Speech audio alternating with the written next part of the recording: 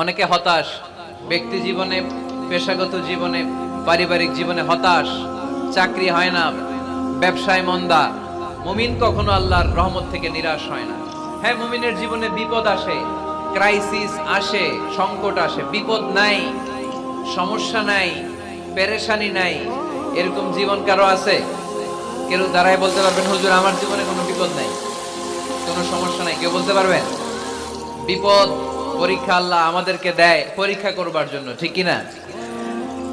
বিপদ আল্লাহ আমাদেরকে দেয় আমাদের কোমরগুলোকে সোজা করবার জন্য, আমাদের পায়ের নিচের মাটিকে শক্ত করবার জন্য, প্রতিকূল পরিবেশে নিজের অবস্থানকে শক্তভাবে জানান দেওয়ার জন্য। চিল্লায় বলেন ঠিক কি না?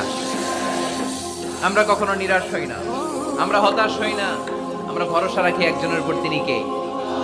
আমরা জানি রাত যত গভীর হয় অন্ধকার তমানিসা ভেদ করে সুবহে সাদিক হয়। আমরা জানি গর্ভবতী নারীর যেদিন পেটের ব্যথা বেদনা বাড়তে থাকে ওই দিন নতুন মেহমান আগমনের সময় ঘনাতে থাকে।